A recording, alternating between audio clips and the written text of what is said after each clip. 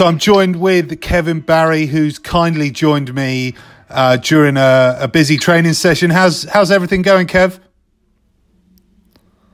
Adam, everything's going well. This is a very, very important fight for us. As you know, we're coming off back-to-back losses, and we're fighting Alexander Flores in Christchurch, New Zealand on December 15th. And, it is absolutely paramount that Joe gets the job done in this fight. So, it's been a very important training camp, but a good one. Yeah, well, it's been a crazy couple of years, good and bad. First of all, I do want to say I thought the Dillian Whyte fight, from a fan point, was an absolute barnstormer. I thought it was an amazing fight. Which it takes two to tango. There were some people who had the scorecards a lot closer than some of the judges. You did some really good interviews where you were talking about Joe needs to get a bit more of the mongrel in him. I remember you saying with Rob Tebbett on Boxing Social, actually. And how have you been trying to implement that piece of ingredient into Joseph Parker? Well, it's interesting that you say that. And a lot of people have said to me, you'll never get Joe to fight the way that Dillian Whyte fights. And I know we won't. But there's a lot of things about his game that we need to actually develop a little more. And, we know that in the Dillian Whyte fight, he pushed the laws to the limit. I don't think we'll ever see Joe fight another opponent again who allows him to foul as often as he did in the Dillian Whyte fight.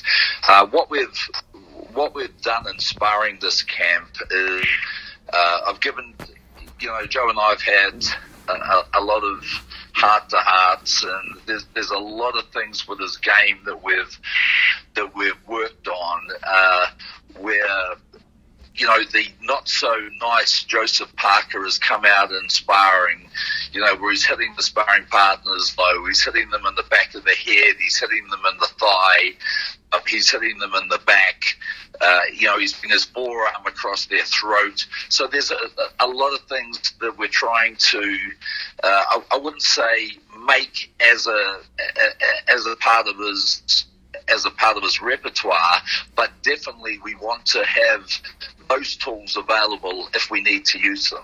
Yeah. Well, another thing, I suppose, is so Joe's 26.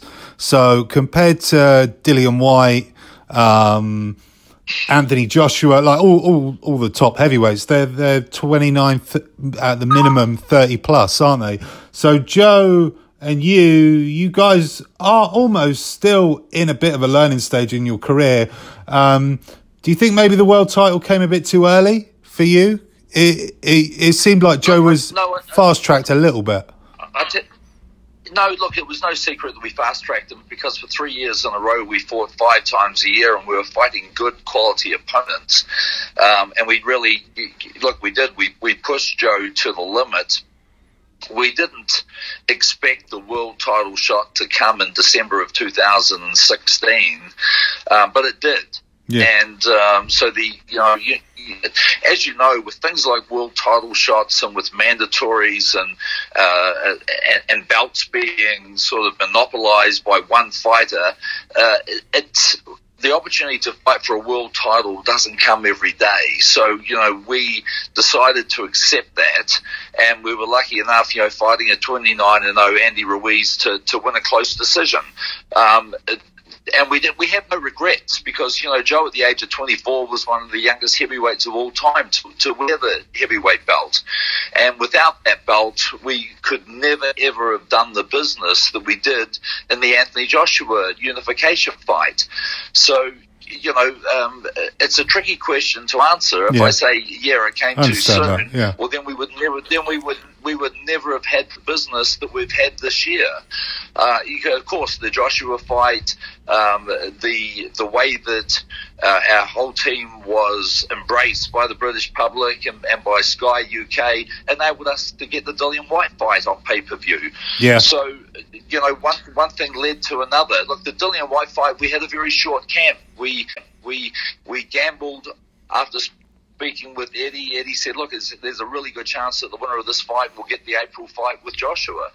And so we thought, okay, we've never done a camp so short, and we've coming off our first loss, and we rolled the dice, and we were still very confident coming into that fight that Joe would win it.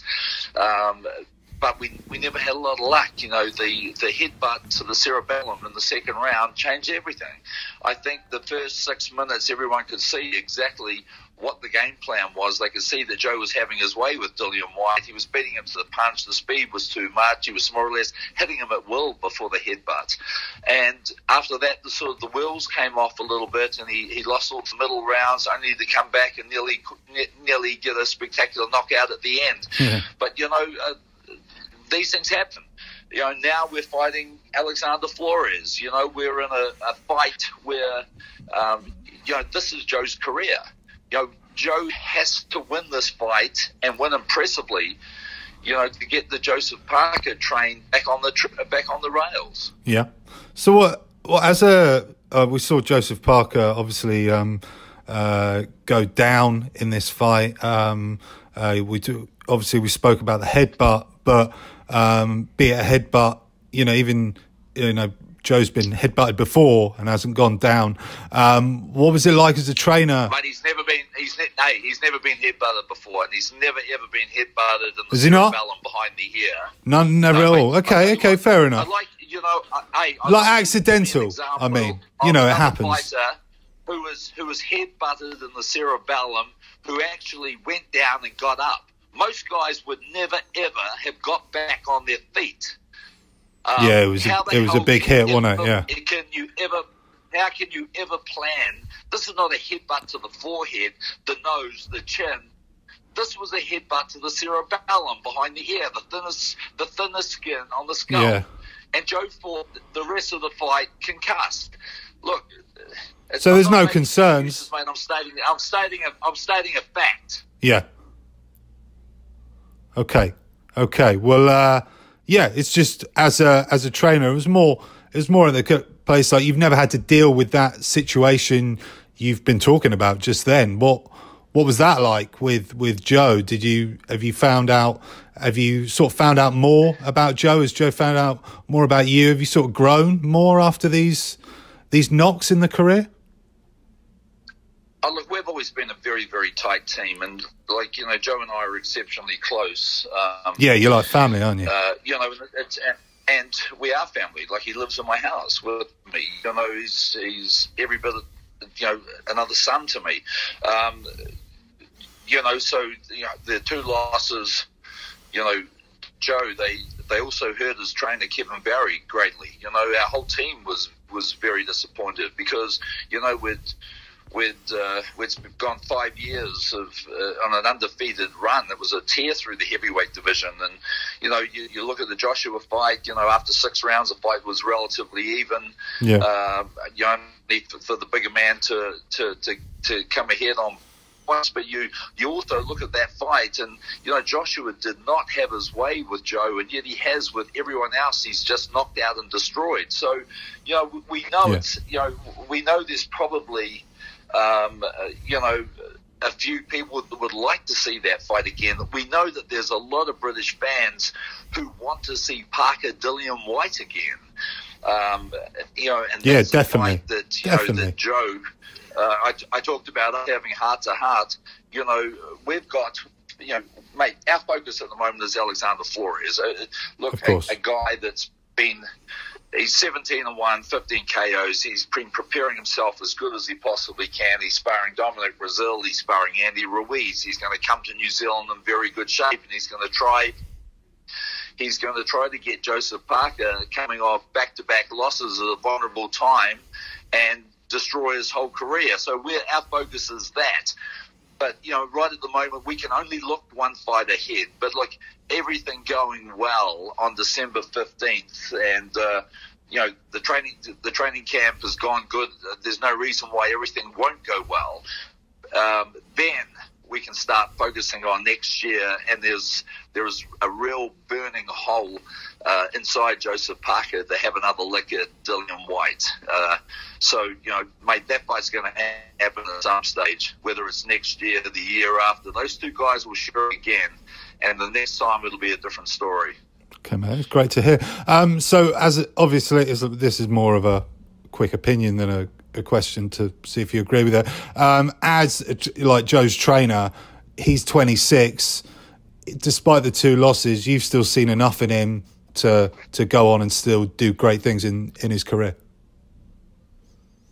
Look, Joseph Parker's one of the most skillful heavyweights out there. We've worked on his strength and his power. That's been the focus of this camp. We haven't knocked anyone out for a few fights now, and a lot of people are thinking, Joseph Parker will never fight for the world title again. He's probably reached his limit. But look, let's remember, the guy's 26 years old. These are the same people that said to us, Joseph Parker will never win a world title fighting out in New Zealand. Well, we did, and we proved them all wrong. And these are the same people that said that we will never get a fight with Anthony Joshua on the terms that we got, and we proved them wrong. So look, these are the same people that when Joseph Parker fights for the world title again, and he will prove them wrong again. Good to hear. Final thing, Kevin, I do know you're busy, I'll let you go. What's the reaction been like from not necessarily the media in New Zealand, but the people, the boxing fans in New Zealand? Obviously, you've got a show coming up there now. What's that been like? Oh, well, look, Joe is we haven't fought in New Zealand for over a year and a half, and Joe's very well liked in New Zealand, not just by the boxing community, but by the New Zealand sports. In fact, the people of New Zealand, we made Joseph Parker New Zealand's heavyweight early in his career, and they've embraced the ride, and they've supported Joe, and they love Joe. And, the fight, we're fighting in Christchurch at a stadium of about 6,500. It'll be sold out, same as the last time we fought in Christchurch. So, look, they're happy that we're coming back. We're happy we're coming back. We're coming off 2 losses, and when you come off 2 losses and 2 big fights like what we've experienced this year, there's nowhere that you'd sooner fight than at home, where you have that love and have that support, and Joe feels it, and it's going to take a very good fighter to beat him in New Zealand. Okay, mate, brilliant, Kevin. Well, mate, thanks so much. I've taken nearly 15 minutes of your time. I'll let you crack on, mate. Good luck with the show. Send my regards to Joe, and we'll definitely catch up after when you're in the hunt again. Hey, sure.